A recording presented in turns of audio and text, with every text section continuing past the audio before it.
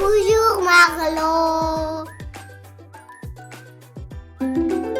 Waouh!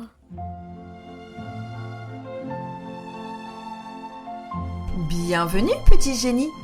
Viens donc par ici, écouter la vie et un peu de l'œuvre d'un immense génie, dont tu as peut-être déjà entendu le nom et la musique. Wolfgang Amadeus Mozart. La jeunesse de Mozart. Mozart naît à la toute fin du 19e siècle, à Salzbourg, un soir d'hiver 1756. Ferme les yeux. Imagine une ville entourée de montagnes, fortifiée, aux maisons de bois et de pierre. Dans les rues, pas une voiture, mais tu croises quelques calèches, et le souffle chaud des naseaux des chevaux te réchauffe un peu. Au centre, une impressionnante cathédrale ornée de tours blanches. Sur cette ville pèse un lourd manteau de neige, et au travers des fenêtres, tu vois danser des feux de cheminée. Tu te faufiles dans une rue étroite du centre-ville. Tu vois cette haute maison jaune pâle, là-bas ? Ah oui. Approche.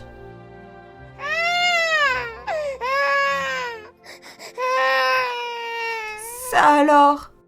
Les premiers pleurs d'un bébé. Oh. Le petit Wolfgang Amadeus Mozart vient de naître.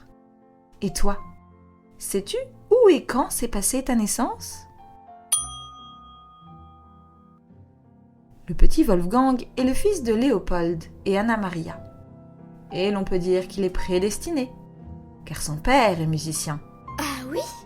Il est même maître de chapelle pour l'archevêque de Salzbourg, qui dirige à l'époque la ville. C'est un poste très prestigieux. Wolfgang est baptisé le lendemain de sa naissance. Toute sa vie, il s'amusera à changer ses prénoms. Tantôt Mozartini, Mais non. tantôt Gangflo, qui est tout simplement Wolfgang à l'envers. Et toi, quel nom de code aimerais-tu utiliser pour te présenter ? Mozart a ce que l'on appelle une enfance heureuse. Très heureuse même. Son père passe beaucoup de temps à apprendre énormément de choses à ses enfants, surtout la musique. Son foyer est uni et aimant.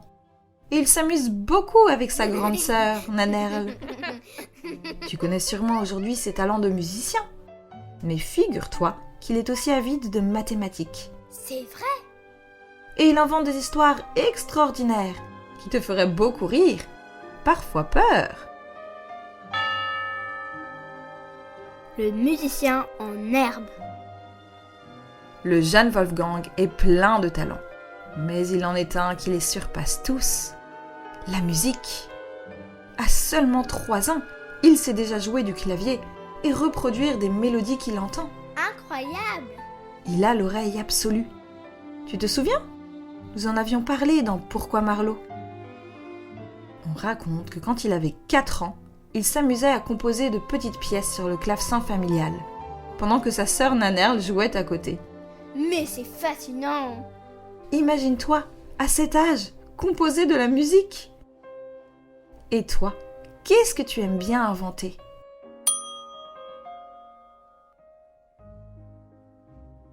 Son père, Léopold, comprend vite que Wolfgang n'est pas un enfant ordinaire. Il commence à lui donner des leçons très sérieuses, mais toujours avec beaucoup de joie. Mozart apprend à lire et écrire la musique avant même de savoir bien écrire les mots. C'est pas possible. À 5 ans, il peut jouer des pièces complexes à 4 mains avec sa sœur et même improviser des morceaux merveilleux. Les visiteurs de la maison Mozart sont souvent stupéfaits. Un si petit garçon est déjà capable de faire danser les notes comme un vrai magicien.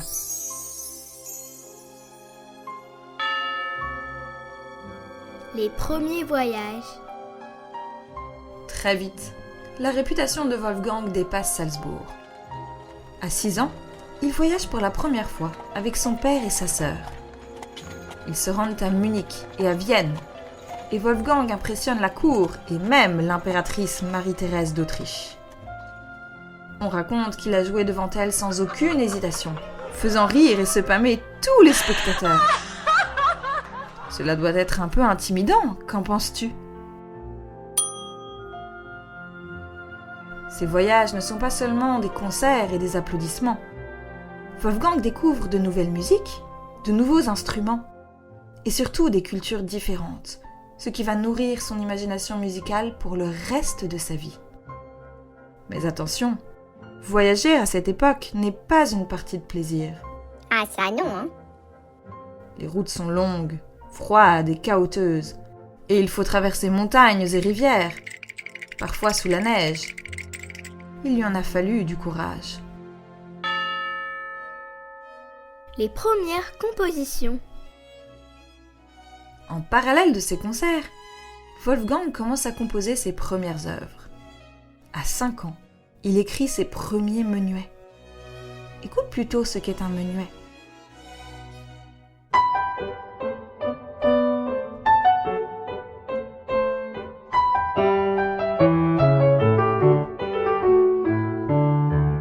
À 7 ans, il termine son premier concerto pour clavecin.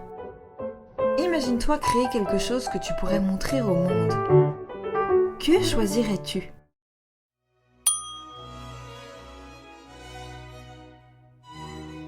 Sa musique est pleine de surprises et d'humour. Il peut par exemple jouer une note étrange juste pour faire rire son public.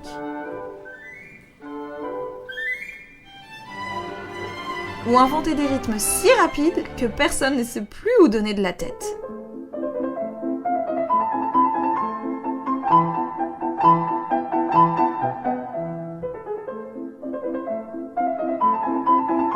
Les gens disent souvent « Mais cet enfant a plus de musique dans une main que nous tous dans le corps entier. » Oh, j'ai envie de danser!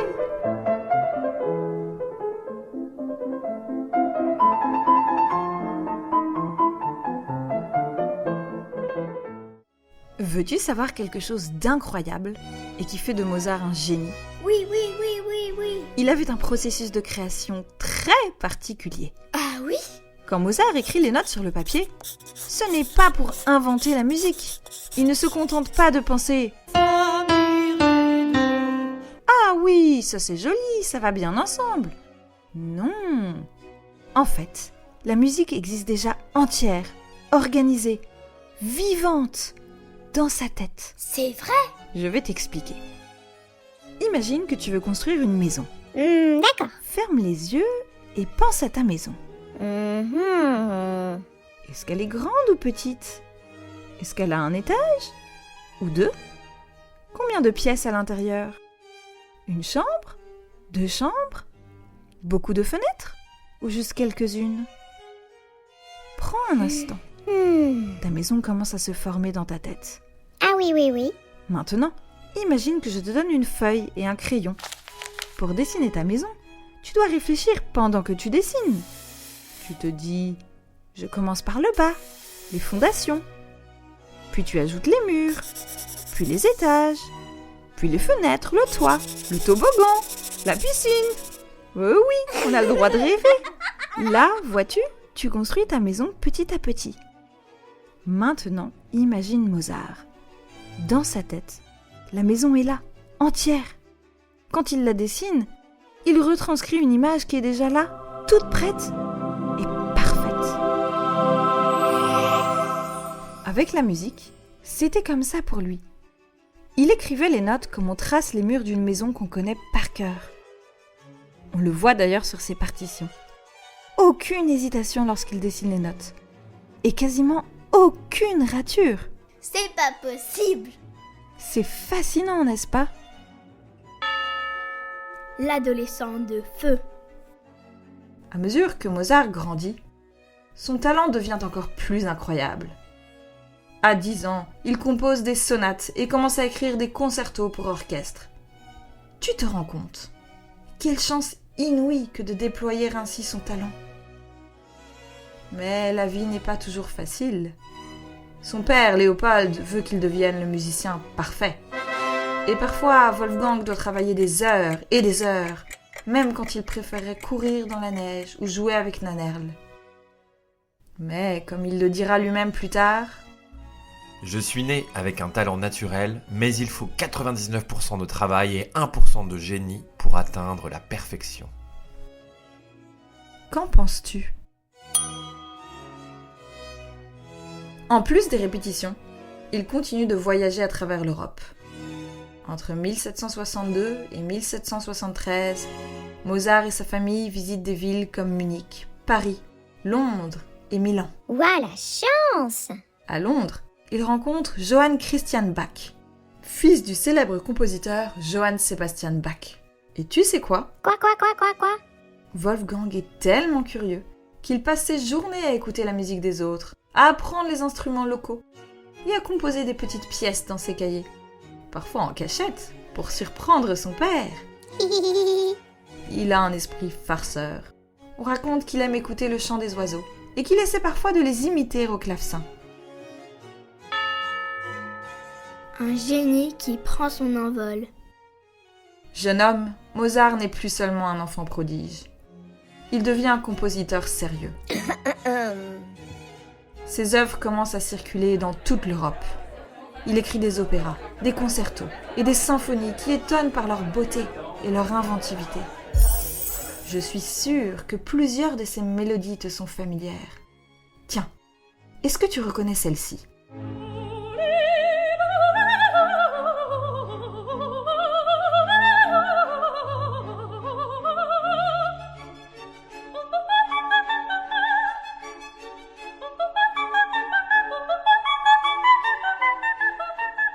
Et toi, as-tu déjà essayé de composer ta propre musique, même en tapant sur une table ?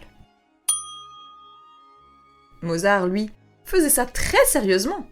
Et pourtant, il garde toujours son fameux sens de l'humour, que l'on retrouve dans des œuvres comme La Flûte enchantée, où des personnages se cachent et se déguisent pour faire rire le public.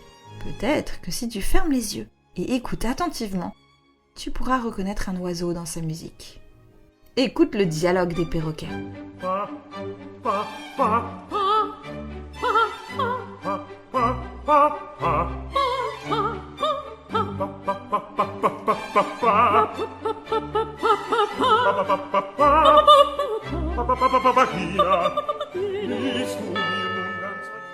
Vienne, la ville des grands défis.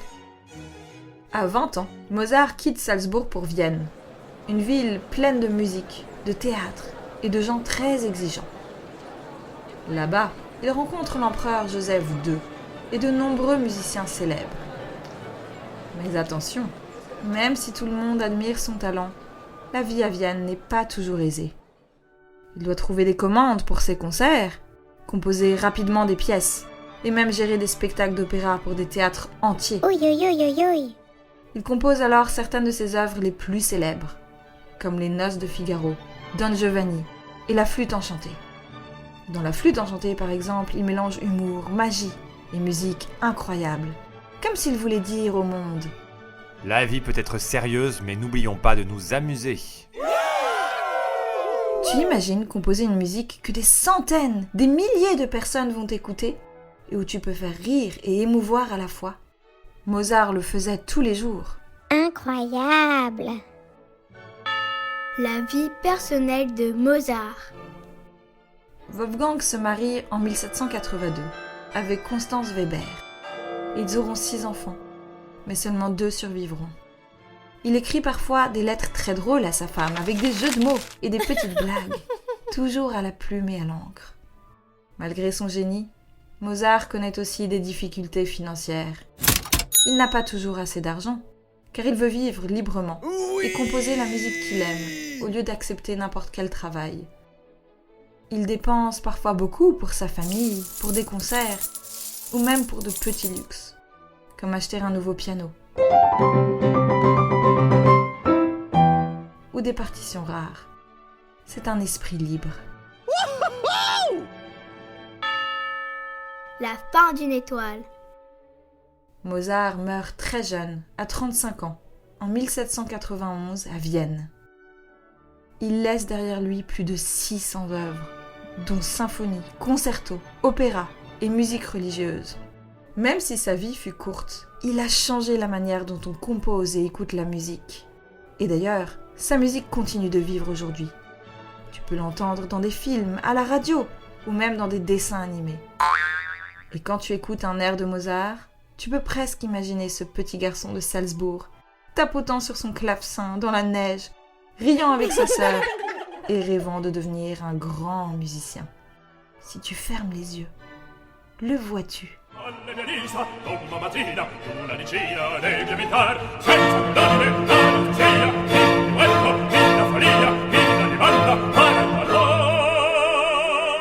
Ah oui! Et maintenant, que dirais-tu d'un quiz de Marlowe?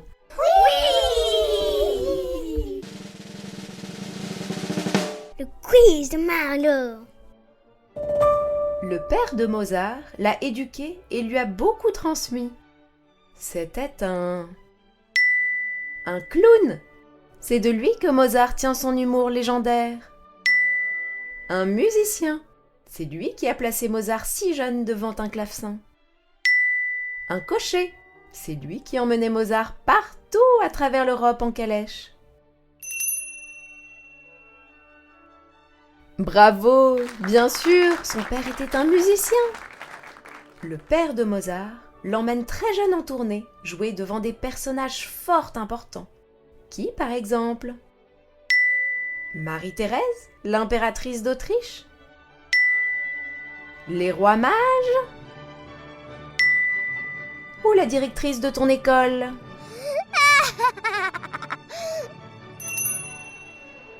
Bien sûr, devant l'impératrice d'Autriche. Avec son esprit décalé et facétieux, qu'est-ce que Mozart aime glisser dans ses créations musicales? Des sirènes de pompiers? Des coins-coins de canards?